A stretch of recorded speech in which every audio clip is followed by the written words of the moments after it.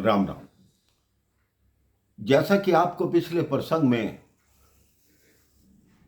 मैं त्रिष्टा के विषय में बता रहा था कि त्रिष्टा को स्वप्न हुआ।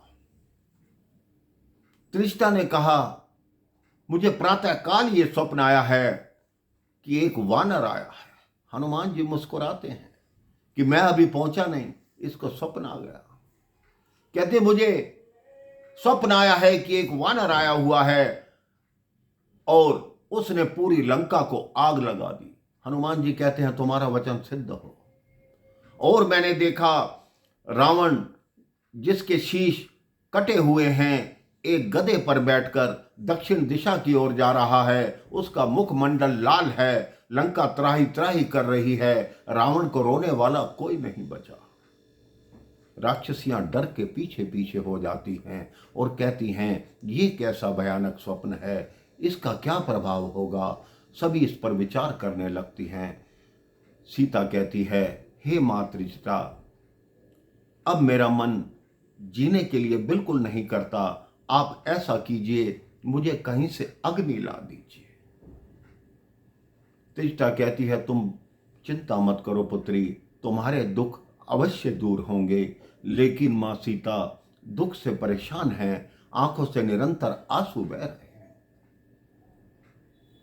सीता आकाश की तरफ देखती है कि हे तारो, तुम में से एक टूटकर मुझे अग्नि प्रदान करो।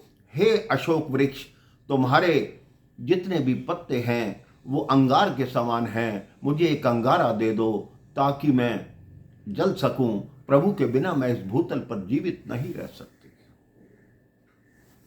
हनुमान जी मन ही मन विचार करते हैं कि माता सब कुछ याद कर रही है, लेकिन प्रभु का नाम लेना भूल गई, जो सब दुखों का निवारण करने वाले हैं। यदि हम प्रभु का नाम लें तो हमारे दुखों का स्वतः ही अंत हो जाएगा। अंत नहीं भी होगा तो वो दुख कम हो जाते हैं। आप प्रभु श्री राम का नाम लेकर तो देखें। अब हनुमान जी ने सोचा, मैं सबसे पहले मां को प्रभु का नाम याद दिलाऊं, तभी माता के दुखों में थोड़ी कमी आएगी। हनुमान जी अशोक वाटिका में राम कथा कहने लगे। जैसे ही राम कथा कहने लगे, सीता जी आश्चर्यचकित होकर इधर उधर देखने लगी कि इस अशोक वाटिका में, इस राक्षसों की नगरी में प्रभु श्री राम का प्यारा नाम कौन ले रहा है, कौन राम कथा कह रहा है। सीता जी इधर उधर देखती हैं, कथा समाप्त होती है। समाप्त होते होते ही हनुमान जी प्रभु श्री राम द्वारा दी गई मुद्रिका सीता जी के सम्मुख डाल देते हैं। सीता जी मुद्रिका को देखती हैं और कहती हैं, ये तो मेरे प्रभु श्री राम की मुद्रिका है और उन पर विजय प्राप्त की नहीं जा सकती। क्या है, कौन है जो यहां पर आया है, ये प्रभु का प्यारा नाम कौन ले रहा है, सामने आओ।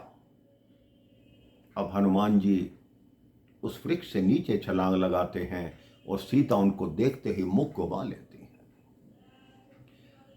आप सोचिए, आप किसी के घर जाएं, आपको देखते ही वो मुख घुमा ले तो आपको कैसा प्रतीत होगा।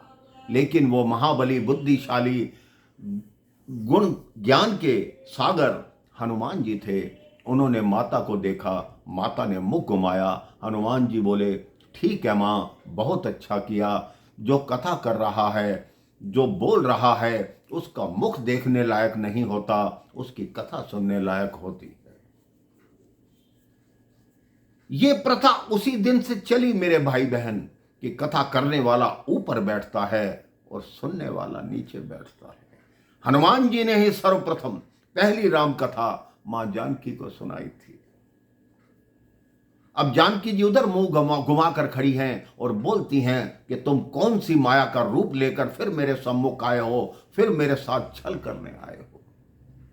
हनुमान जी कहते हैं, नहीं मां, मेरा ये वास्तविक रूप है। मैं प्रभु श्री राम का दूत हूं और सुग्रीव का मंत्री हूं। मेरा नाम हनुमान है।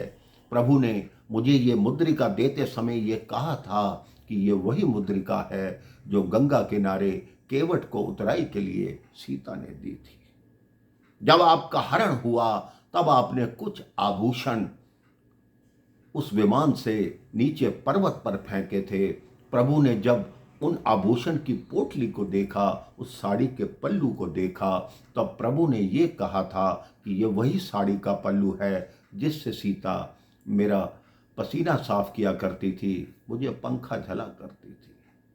हनुमान जी और सीता में क्या वार्ता हुई मेरे भाई बहन, ये मैं आपको अगले प्रसंग में बताऊंगा कि एक भक्त और भक्ति के बीच क्या वार्ता हुई। राम राम, जय श्री राम।